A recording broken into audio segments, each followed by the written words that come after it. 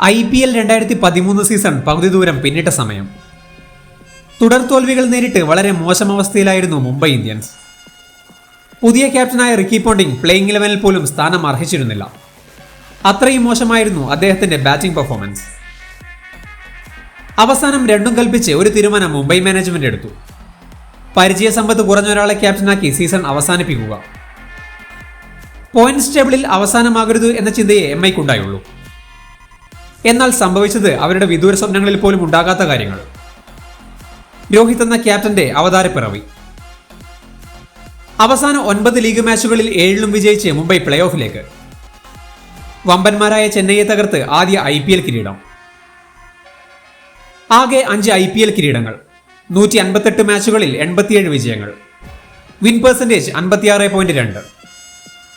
Under achieving ഗ്രൂപ്പിനെ ഒരു ടീമായി രോഹിത് മാറ്റിയെടുത്തു. അന്നു തൊട്ട് മുംബൈ എന്നാൽ രോഹിത് ആയിരുന്നു. ബിലീവ് എന്ന ടാഗ് ലൈനിന് പിന്നിൽ വൺ ഫാമിലിയായി ആരാധകരും.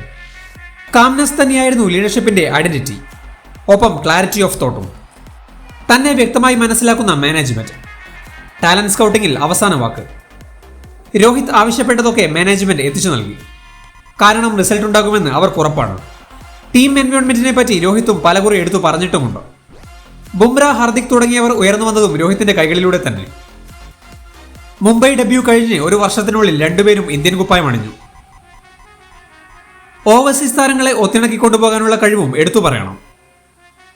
പൊള്ളാടും മലിംഗയുമൊക്കെ മറ്റൊരു ടീമിനെ കുറിച്ച് ചിന്തിക്കാനാവാത്ത വിധം മുംബൈയോട് ചേർന്നിരുന്നു. രോഹിത്തിനു പിന്നിൽ അവർ ശക്തമായി നിന്നു. 2020 മുംബൈയോട് വെല്ലുന്ന ടീം ഇനി വരാനിരിക്കുന്നതേയുള്ളൂ. എന്തുകൊണ്ട് ഹർദിക് എന്നതിന് വലിയ സംശയങ്ങൾ ഉണ്ടാകേണ്ടതില്ല. ഭാവിയെക്കുറിച്ച് മുംബൈ കൂടുതൽ ചിന്തിക്കുന്നു എന്നാണ് മനസ്സിലാകുന്നത്. എന്നാൽ ഇതിലും മികച്ചൊരു സെൻഡ് ഓഫ് രോഹിത്തിന് നൽകാമായിരുന്നില്ലേ എന്ന ചോദ്യം ബാക്കിയാണ്. കൂടുതൽ വീഡിയോസിനായി ചാനൽ മറക്കാതെ സബ്സ്ക്രൈബ് ചെയ്യൂ.